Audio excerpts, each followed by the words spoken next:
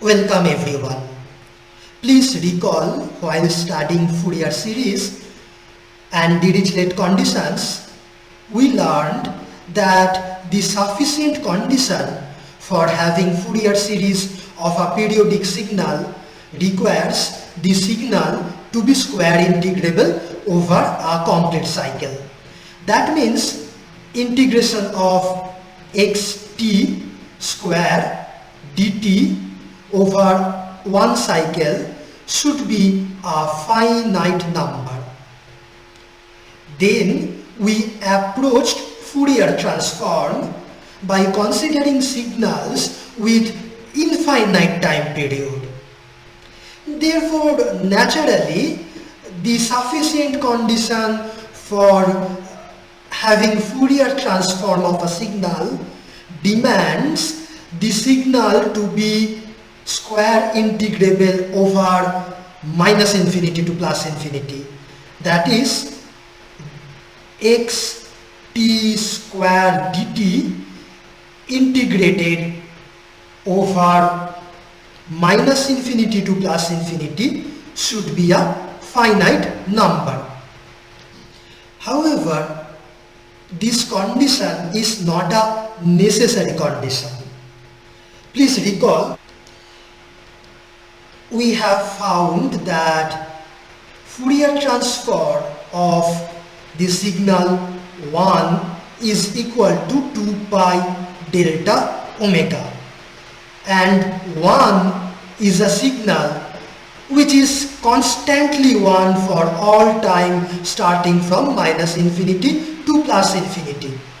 Therefore, the integration of square of 1 from minus infinity to plus infinity is not a finite number. So 1 is not a square integrable signal. However, using a delta function, we can still express Fourier transform of this signal. Similarly, Fourier transform of ut, we said, is 1 over j omega plus pi delta omega. However, once again, integration of ut square from minus infinity to plus infinity, or 0 to infinity for this case, is again not a finite number. So square integrability is not a necessary condition for existence of Fourier transform. Now consider a signal which is continuously increasing with time like this, such that if you square the signal and calculate the integration of x square up to time equal to infinity, the result is going to be infinite or unbounded. So this signal is not square integrable, and this signal also therefore may not have a Fourier transform. So we cannot express this signal as a sum of exponential signals using the Fourier transform as we did before. However, there is still a way, a method, using that it may be possible to express this signal as a sum of exponential signals, and that method is called Laplace transform, which we are going to study now. Suppose, consider an exponentially decaying signal like this. Call this signal as e to the power minus sigma t, where sigma is a real positive number. So this signal will decay continuously with time. Now let us consider the product of xt and e to the power minus sigma t. xt increases with time, e to the power minus sigma t decreases with time. And now if the rate of decrease of e to the power minus sigma t is faster than the rate of increase of xt, then it may be possible that this product will eventually decrease with time. If e to the power minus sigma t is decreasing faster than the rate of increase of xt, and then it may be possible that the square of this product is integrable from minus infinity to plus infinity. So this integration may be a finite number. Under that situation, we can calculate Fourier transform of this product. Although we cannot calculate Fourier transform of xt alone, but Fourier transform of this product xt e to the power minus sigma t will exist.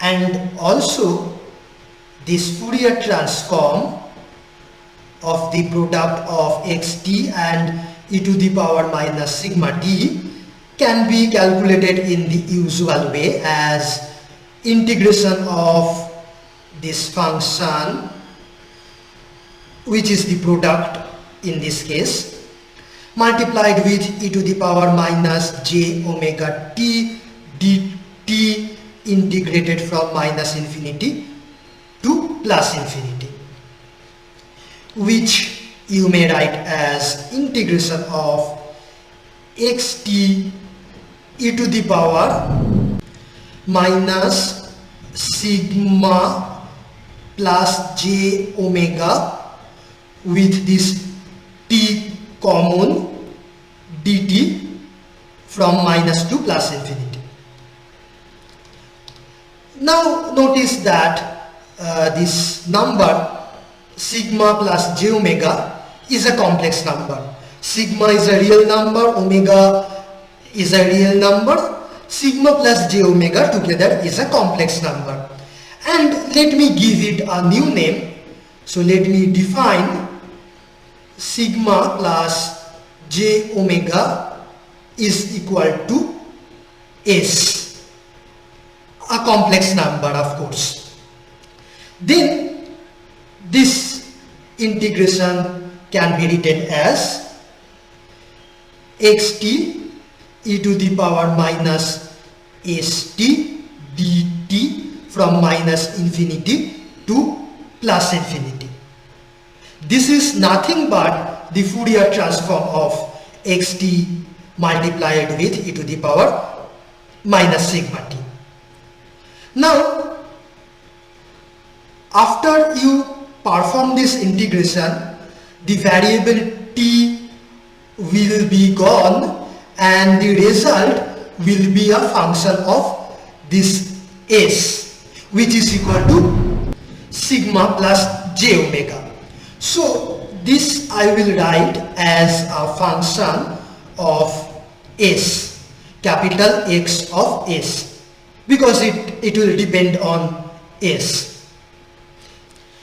This function is called the Laplace transform of x of t. We will denote this with this curly L, Laplace transform of x of t, which is nothing but Fourier transform of xt multiplied with e to the power minus sigma t. Now once we have the Fourier transform of this product, then using Fourier inverse we can write this product as the Fourier inverse of this signal, this function capital X of S, which is by definition 1 over 2 pi integration of this X of S e to the power j omega t d omega, omega running from minus infinity to plus infinity. From this we can also write that xt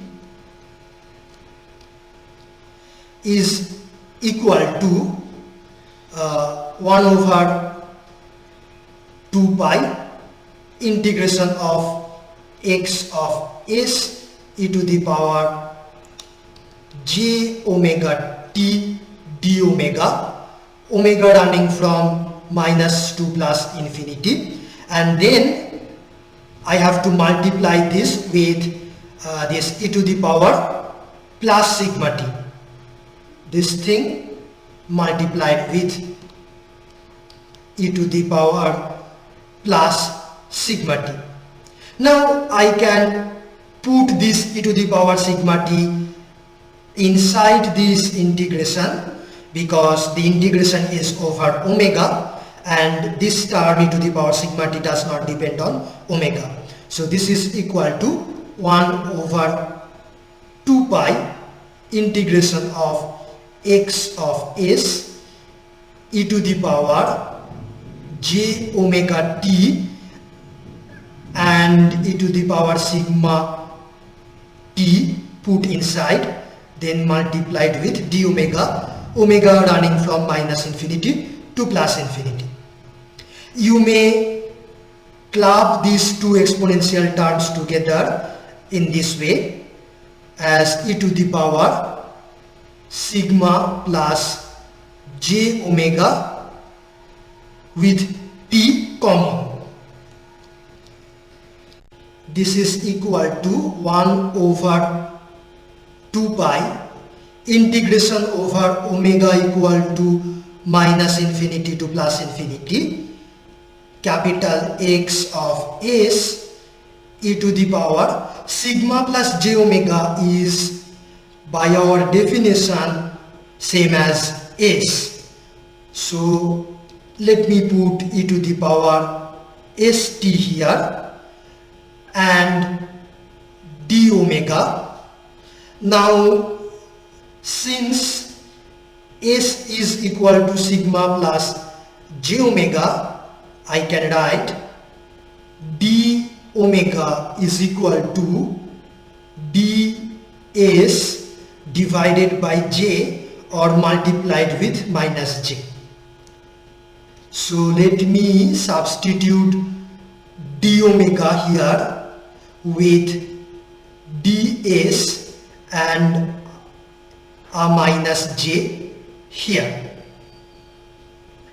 and the integration is over omega, that is the imaginary part of S, okay, imaginary component of S, omega running from minus infinity to plus infinity.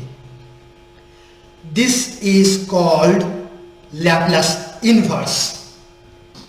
Now you note carefully what we have done through this mathematical jugglery is nothing but we have expressed xt, this signal, as a sum of many exponential signals.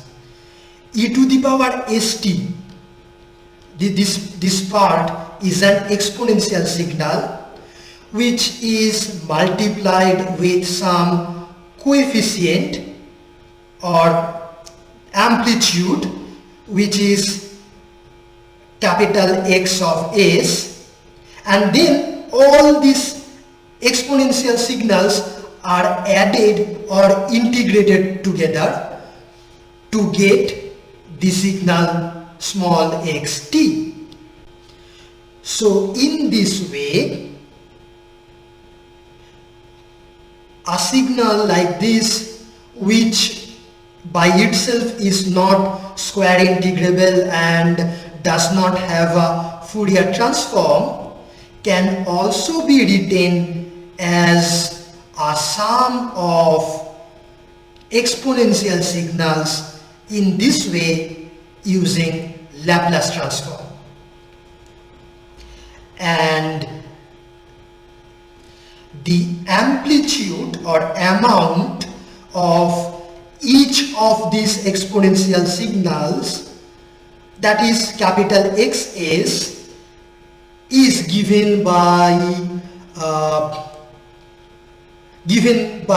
this. Capital Xs is the Fourier transform of xt e to the power minus sigma t. That is this. This is equal to capital Xs. So with this formula you can determine capital Xs, which is the Laplace transform of small xt, and then the signal small xt can be written as a sum of many exponential signals with coefficients or amplitudes given by this Laplace transform. Now you may be thinking that why is it necessary to write a signal as a sum of exponential signals always? So that question is really very important. However, I will tell the answer after a few days. For now, you should believe in your instructor that this is really very useful to be able to express a signal as a sum of exponential signals. Okay, now coming to another important thing. Here we are multiplying this increasing signal xt with this exponentially decreasing signal e to the power minus sigma t. Now the rate of decrease or decay of this signal depends on the value of sigma. If you take a larger value of sigma, then this signal will decay at a faster rate like this. And if you take a smaller value of sigma, it will decay at a slower rate like this. So these are different possible curves for continuously increasing values of sigma. Now we are multiplying e to the power minus sigma t with xt so that this product becomes square integrable. However, if we pick a small value of sigma, then this product may still be increasing or may still be not square integrable. Only if we take a large enough value of sigma so that this signal is decaying fast enough, then this product will be square integrable. For example, if you take say a small value of sigma, very small, close to 0, then e to the power 0 is like 1, and if you multiply xt with 1, then nothing is going to change. Xt will still be increasing and this will still be not square integrable. So this product will be square integrable only for sigma having a large enough value, say greater than a minimum required value, and then only this Fourier transform of this product will exist. So this Fourier transform exists for sigma being large enough. Now by definition, this Fourier transform of this product is nothing but Laplace transform of xt. I mean, this Fourier transform is called the Laplace transform of xt, which we wrote here. Okay, so this Fourier transform is called the Laplace transform, which we are writing as a function of s, where s is nothing but sigma plus j omega. And this Fourier transform or Laplace transform, which is given by this integration, will exist only if sigma is large enough. Okay, so this Fourier transform exists only for a set of values of sigma and not for all values of sigma. In other words, x is finite, or it exists for some values of s and not for all values of s, when the real part of s, that is sigma, is large enough, then xs exists, otherwise it does not exist. So we call it, let me write here, we call it a region of convergence, or ROC in short. This means the set of values of s such that this integration is finite, or this integration converges, or that this capital Xs is finite, or it exists, okay, such that X exists or converges. I mean, basically this integration converges to a finite number. Okay, that is called the region of convergence of Laplace transform.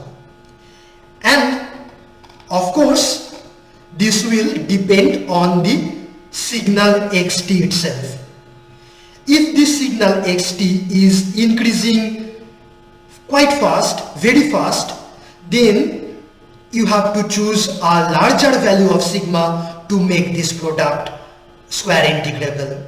However, if this signal xt is increasing very slowly, then even a small value of sigma may be sufficient to make this product square integrable. So the region of convergence of Laplace transform definitely depends on the signal xt we are considering. Now you may be thinking that e to the power minus sigma t is decreasing towards the right, but it is increasing towards the left. So when we multiply xt with e to the power minus sigma t, then the right side portion of xt will be brought down, but the left side portion of xt will be magnified, and therefore this product may not remain square integrable indeed. Indeed, that is possible, yes. However, often we will deal with signals whose value is 0 before some point of time. Such signals are called causal signals, and for such signals there is no problem, since the signal itself is 0. When you multiply that with e to the power minus sigma t, that will still remain 0. Okay, now this point of time where this signal starts, we can take that as t equal to 0 without loss of generality. So let me define causal signals. Causal signals are signals xt such that xt equal to 0 before some point of time, which we can take as t less than 0 without loss of generality. Now Laplace transform of any signal xt is given by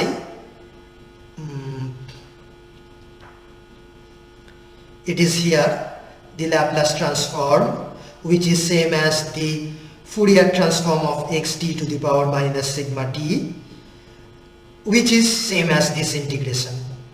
Okay, so Laplace transform is integration of xt e to the power minus st dt, t running from minus infinity to plus infinity.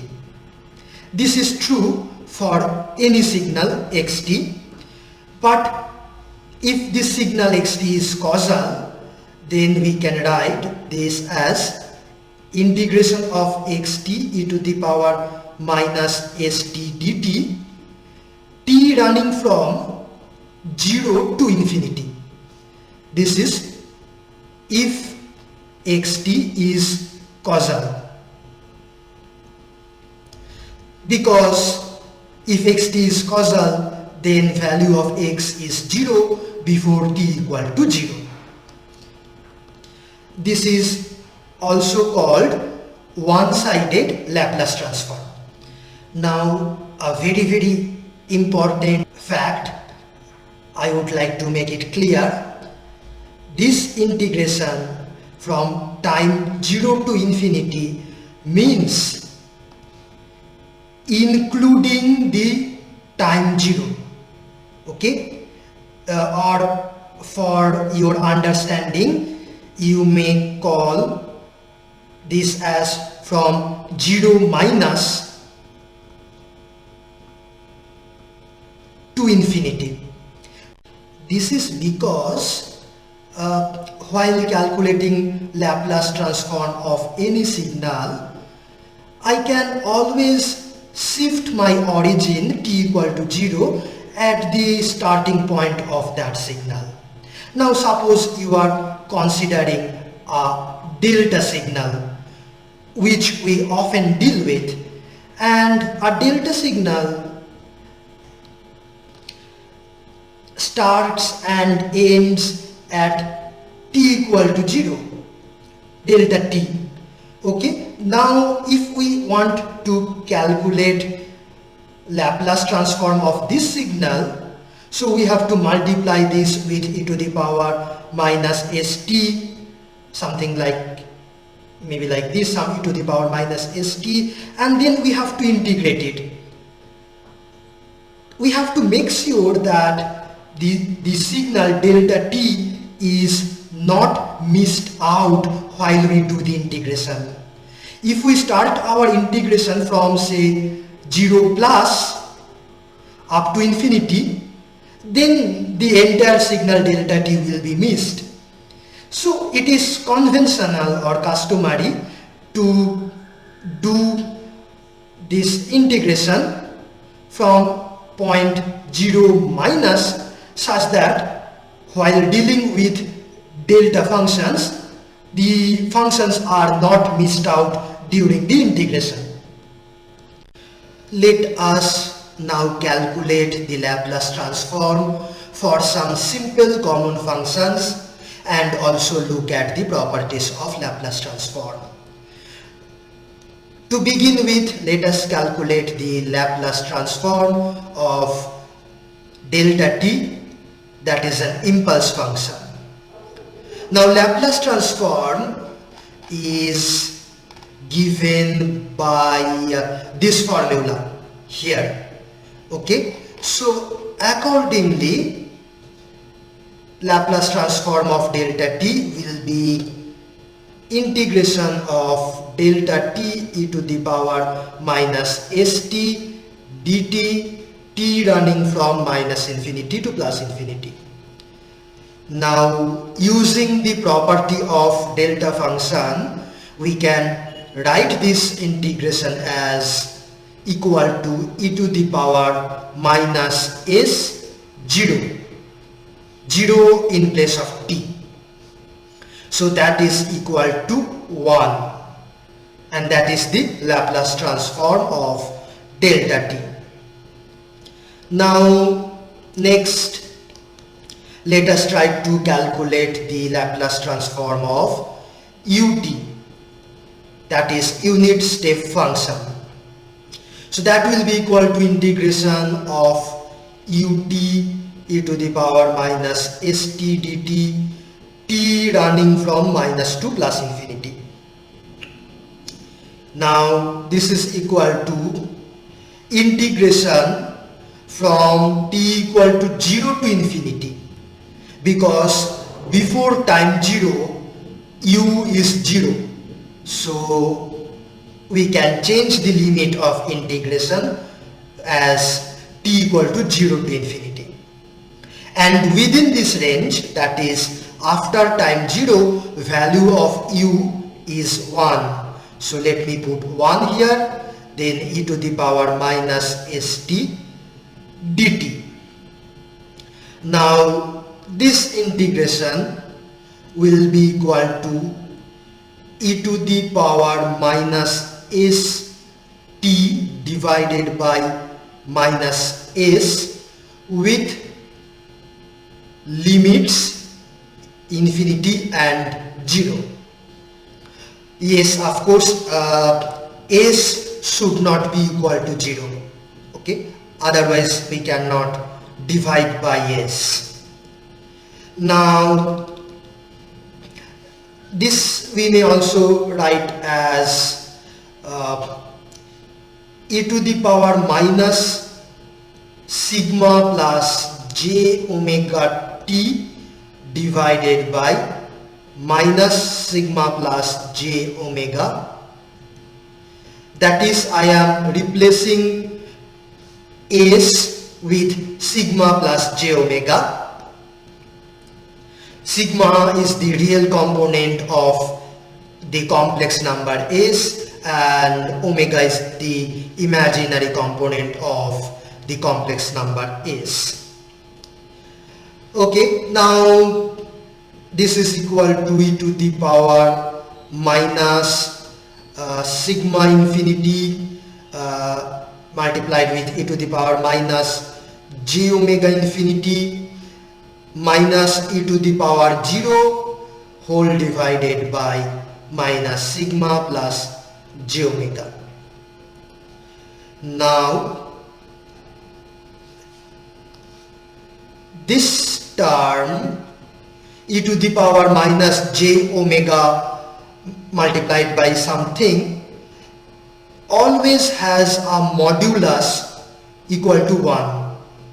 Okay, the modulus of e to the power minus j omega t for any t is equal to 1, and e to the power minus sigma infinity, its value depends on sigma. Sigma is a real number, and if sigma is positive, then e to the power minus sigma infinity is 0, because e to the power minus a large positive number, very large positive number, gives 0. So for that case, we can write this as 0, this term, minus e to the power 0 is always 1 divided by minus sigma plus j omega. Okay, so this is true if sigma is greater than 0. If sigma is less than 0, negative, then e to the power this will be a very large positive number. E to the power a large positive number will be unboundedly large, and therefore the result of this integration will be infinite. Okay, so this result is true only if sigma is greater than 0, and if sigma is greater than 0, then s is also not 0. We can do this integration by dividing with s here, no problem. So I will write this is equal to minus minus plus 1 divided by sigma plus j omega, or I can put back s in place of sigma plus j omega. So this is true if sigma is greater than 0. Otherwise, this integration is not converging. Okay, so Laplace transform of ut is equal to 1 over s, but this is true if sigma greater than 0, that means or the real part of s is greater than 0. In fact, this is the region of convergence. Only if the real part of s is greater than 0, for those values of s, Laplace transform of ut exists. Otherwise, Laplace transform of ut does not exist. Now, you recall that the result of Fourier transform we represented using a graph that we called spectrum. Similarly, the result of Fourier transform can also be viewed graphically, but now the Laplace transform is a function of s. S is a complex number which has two components, real and imaginary. However, previously when we did Fourier transform was a function of one variable only, omega, but Laplace transform is a function of two variables, sigma and omega, okay, which are the real and imaginary components of s. Therefore, now to plot the Laplace transform of a function, we have two independent variables. So therefore, we will need a two-dimensional plane, basically a complex Argand plane, where these two axes will denote sigma and omega respectively. That means the real component of s and the imaginary component of s. Remember that s is equal to sigma plus j omega. Okay, now consider the Laplace transform of ut. This is valid only if sigma is greater than 0.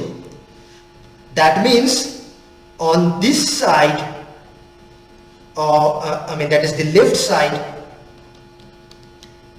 in the left side Laplace transform does not exist.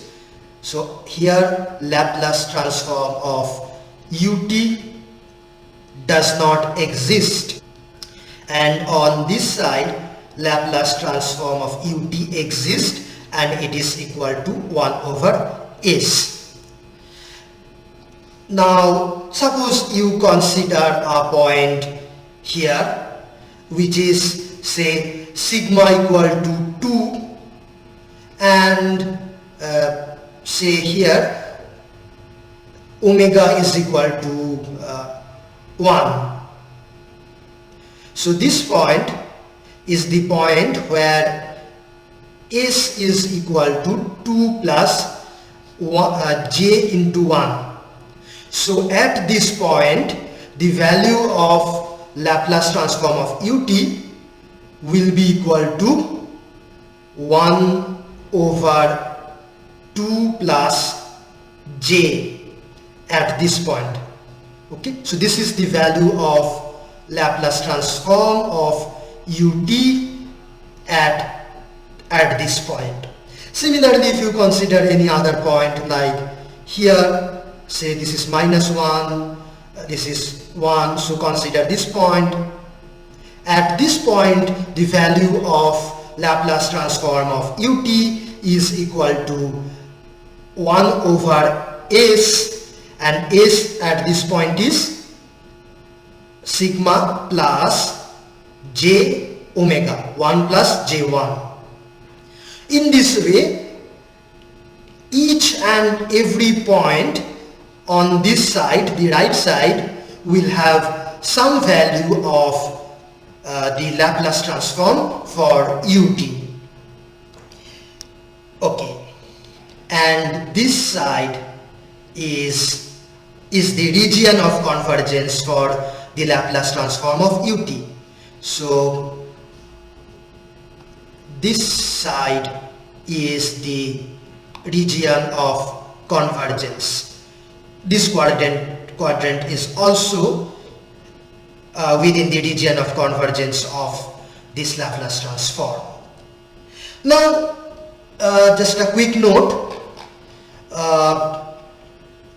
Here, this is the formula for Laplace inverse of any signal.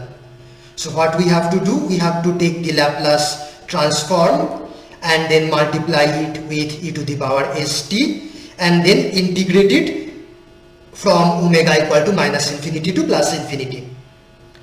And with the sigma, of course, belonging to the ROC. What I mean that the value of sigma should be such that this integration is carried within the region of convergence of this Laplace transform. Okay, so if you want to calculate the Laplace inverse of 1 over s, okay, so the Laplace transform here is 1 over s. If you want to calculate the Laplace inverse, all you have to do, you have to pick some value of sigma greater than 0, okay, and say I choose a large enough sigma value, say something here, quite large, and then I will choose different omega values for this sigma. For this sigma, I will choose different omega values starting from -infinity to +infinity, and then on this line, on a line like this, I will consider 1 over s, and then I will multiply it with e to the power st, and then I will do this integration over ds, s or d omega you can also say, starting from omega equal to -infinity to infinity over this line, okay, and then this I have to multiply this with -j by 2 pi, okay, that is the formula of Laplace inverse, so -j by 2 pi. Then this is the Laplace inverse of 1 by s, so that should give me back the Laplace inverse of 1 by s, which is ut, because Laplace transform of ut is 1 by s. Okay, nice. However, in practice, we will actually not calculate Laplace inverse in this way. We will do that much simply later. Okay. Next, let us calculate, say, the Laplace transform of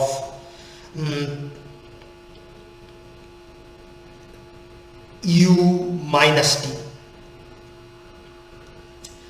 Okay, how does this signal looks like? This is 1 before time 0 and then it is 0.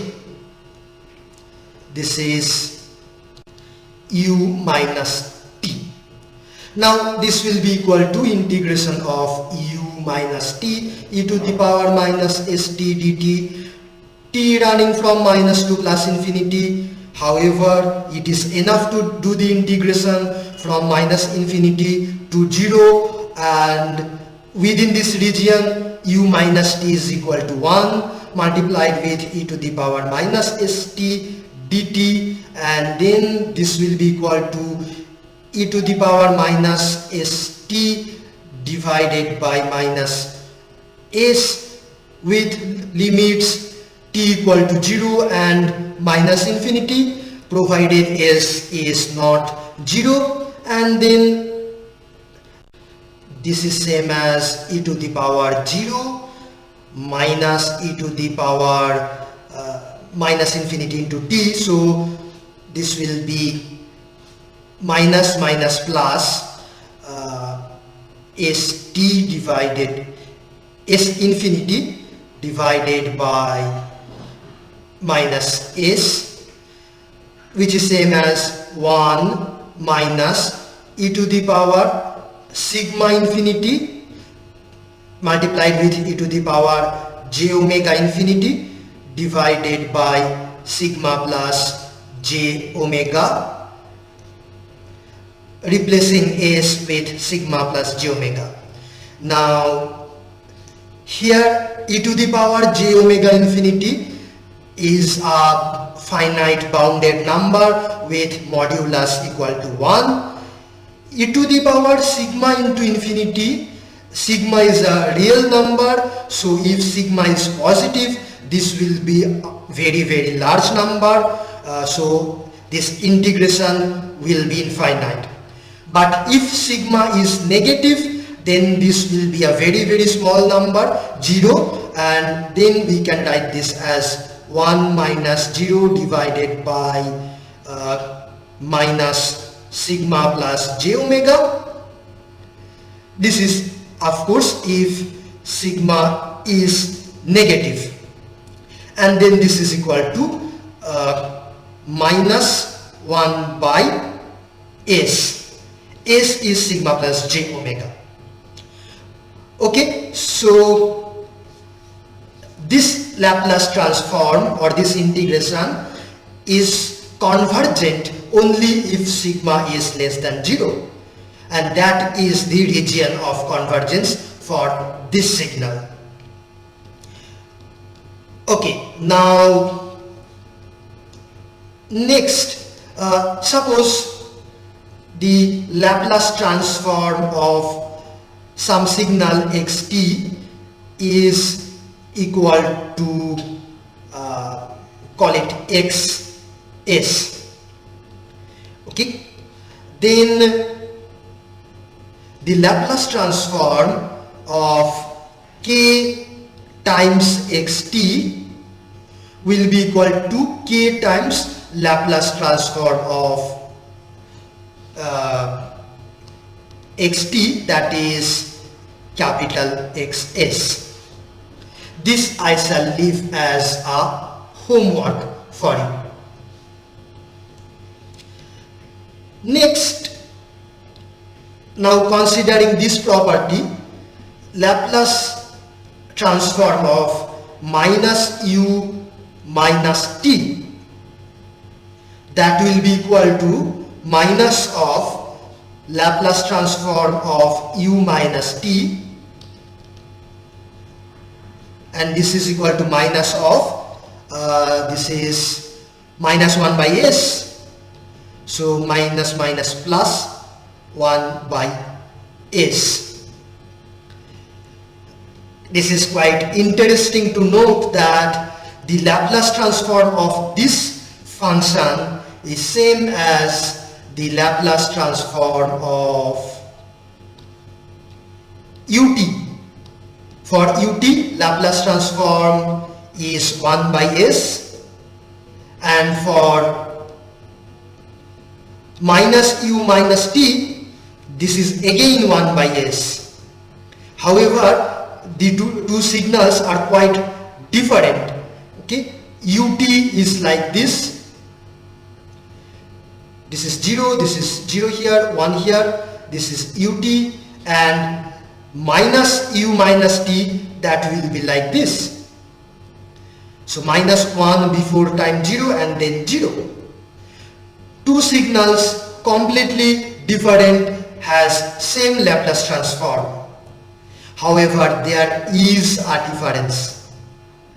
The difference is that for minus u minus t, the ROC region of convergence should be same as the region of convergence of u minus t, which is sigma less than 0.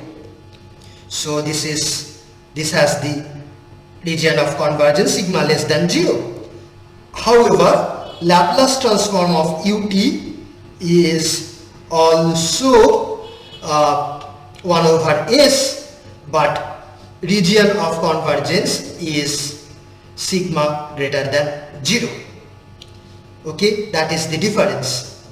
So if you want to plot the Laplace transform of u minus t, that will look like this. Here I plot sigma, here I plot omega or j omega, because this is the imaginary part.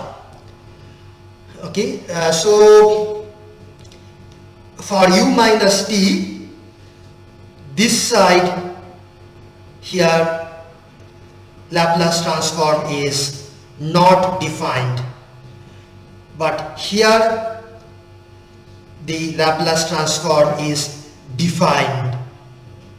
Okay, this is quite opposite to the case of ut.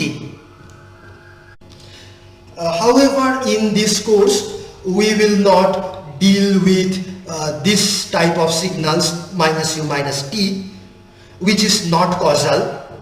Okay, so recall that a causal signal is a signal whose value is 0 before some time. Okay, but u minus t is constantly 1 up to minus infinity, so that is not causal, and we cannot make it causal by changing the origin. We will not talk about those kind of signals in this course most likely, and we will talk about causal signals only, and for which the region of convergence will be always like sigma greater than some minimum sigma value. Okay, so for causal signals that we will talk about, the region of convergence will always be towards the right. Okay, it may start from the origin, or it may start after some minimum sigma value, but it will be towards the right. It will never be towards the left like u minus t. We will not consider those non-causal signals here. Okay, next property suppose the Laplace transform of x1 plus x2 is required. This will be equal to Laplace transform of x1 plus the Laplace transform of x2. This is again a very easy one to prove, so this is your homework. Next, number 7, if the Laplace transform of a signal xt is known, that is say capital Xs, then what will be the Laplace transform of say x t minus t naught time shifted signal? Okay, this is very easy to find out, and we did something very similar for Fourier transform as well. So try it yourself first. Okay, so the Laplace transform of x t minus t naught is equal to integration of x t minus t naught e to the power minus s t dt, t running from minus to plus infinity, and then I will put t minus t naught equal to tau such that dt is equal to d tau, and when t is minus infinity, tau is also minus infinity. If t is plus infinity, tau is plus infinity. So this integration becomes tau equal to minus infinity to plus infinity x tau e to the power minus s. In place of t, I will write tau plus t naught, so tau, and I will write this way minus s t naught. Then in place of dt, d tau. Now this is a constant that you can write outside the integration symbol. So this is e to the power minus s t naught, and we have x tau e to the power minus s tau d tau, tau running from minus to plus infinity, and this integration is nothing but the Laplace transform of small x. So this is equal to e to the power minus s t naught capital X s, and that is the answer. So this is e to the power minus s t naught capital X s. Now next, suppose the Laplace transform of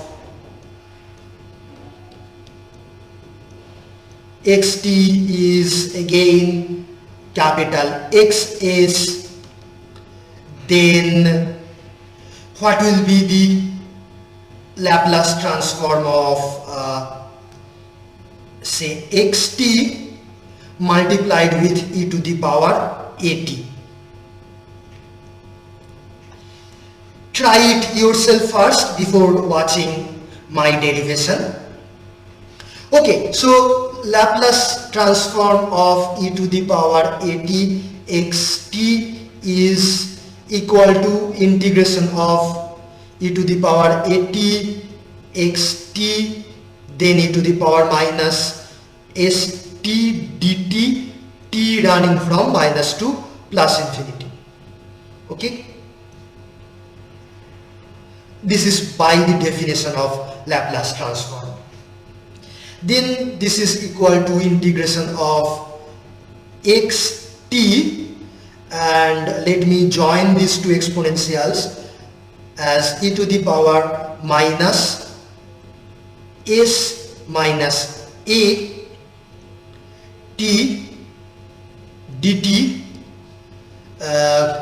t running from minus to plus infinity. Now can you recognize what is this right hand side? Okay, so we know since x is, that is the Laplace transform of xt, is equal to integration of xt e to the power minus st dt, t running from minus to plus infinity. That means capital X s minus a will be equal to integration of xt e to the power minus, in place of s I will put s minus a dt from minus to plus infinity, and this is exactly what we have here. So this is equal to capital X s minus a, and that is the answer. So the answer here is capital X s minus a.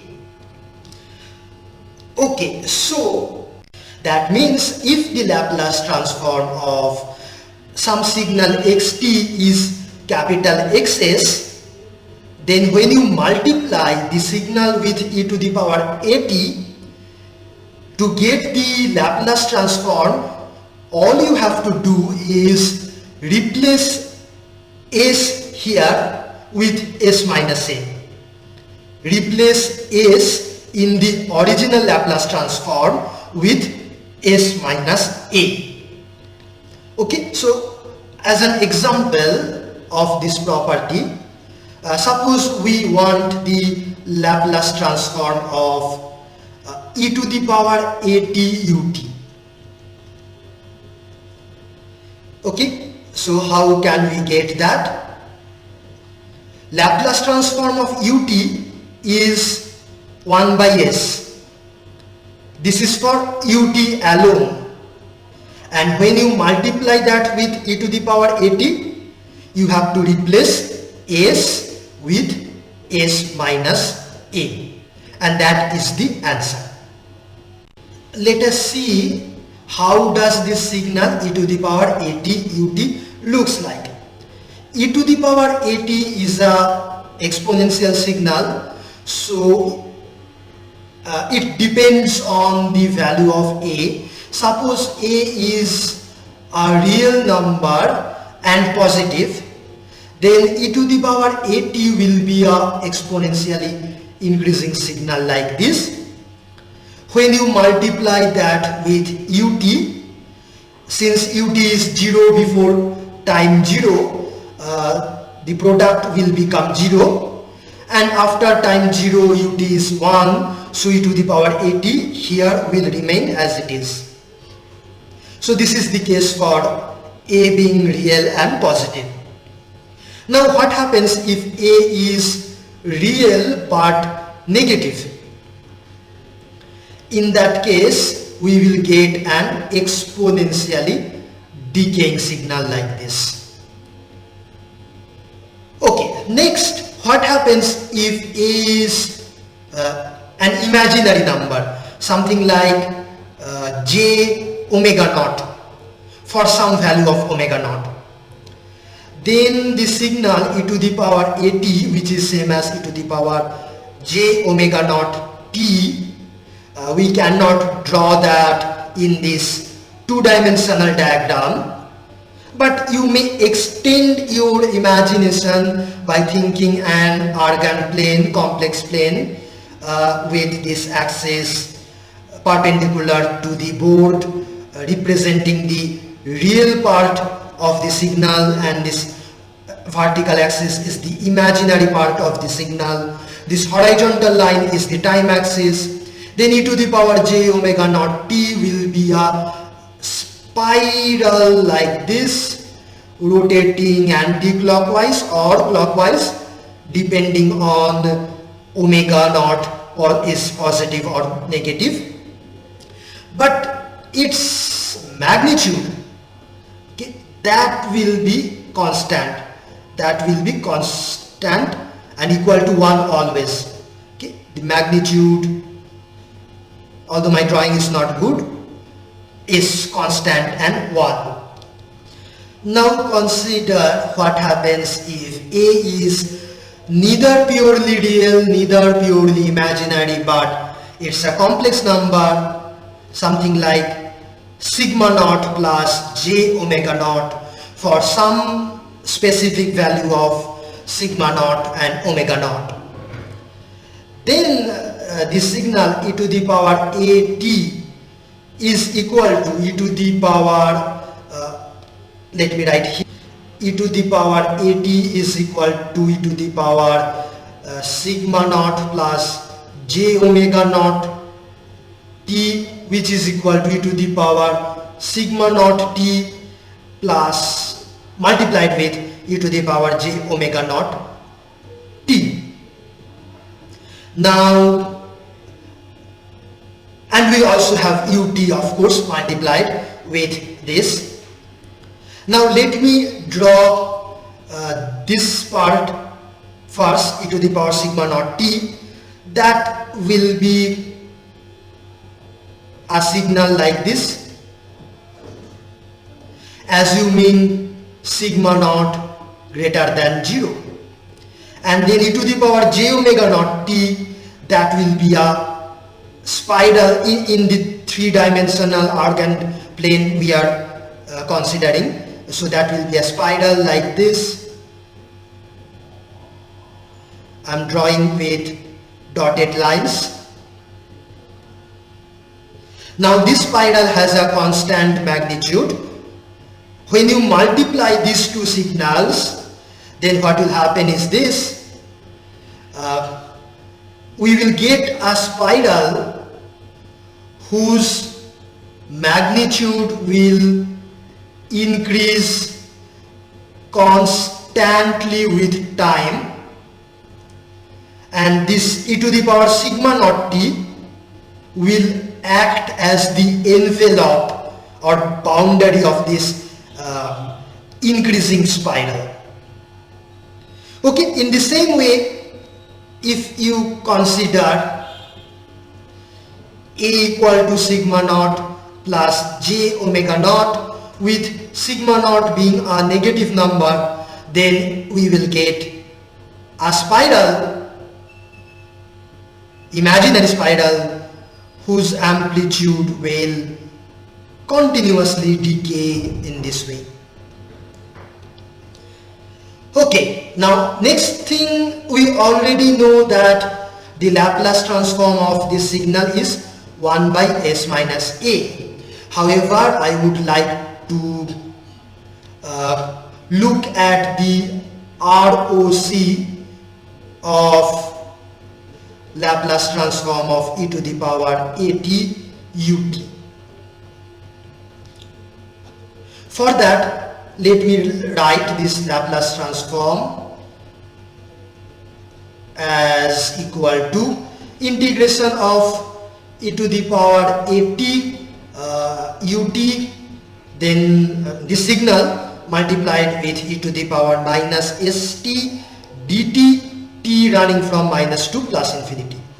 Now this will be same as the integration from time 0 to infinity, and in this range u is 1, and these two exponentials can be written together as e to the power minus s minus a t common dt.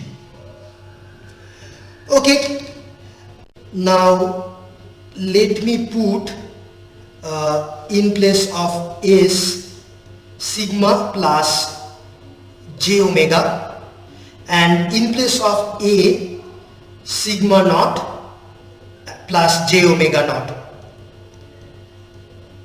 t dt from time 0 to infinity. Okay, so I repeat, s is equal to sigma plus j omega, and a is sigma naught plus j omega naught. A is a given arbitrary number, arbitrary complex number, whose real and imaginary components are sigma naught and omega naught, and these are given. Okay, because these are the properties, parameters of the given signal e to the power at. And S is the variable, sigma and omega being its real and imaginary components, and this integration will be a function of sigma and omega. That means this integration will be a function of S. Yeah, we already know that Laplace transform gives us a function of S. Okay, so now this is equal to integration of e to the power minus sigma minus sigma naught t multiplied with e to the power minus j omega minus omega naught t dt, t running from 0 to infinity. Now the question is, when will this integration converge and be finite? Notice that this term, this is e to the power pure imaginary number. So the modulus of this signal, amplitude or magnitude of this part is always equal to 1. But the amplitude of this signal will change with time. Sigma and sigma naught, these are real numbers. So if sigma minus sigma naught is positive, then this will decay continuously, and then this overall signal will also decay and the integration will converge. So this will be finite if sigma minus sigma naught is positive, that is, or sigma is greater than sigma naught.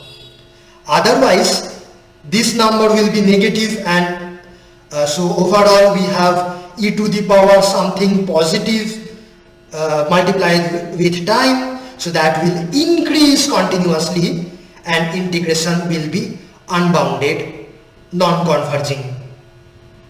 Okay, so this Laplace transform or this integration is possible only if sigma is greater than sigma naught, where sigma naught is given as the parameter of the given signal e to the power at.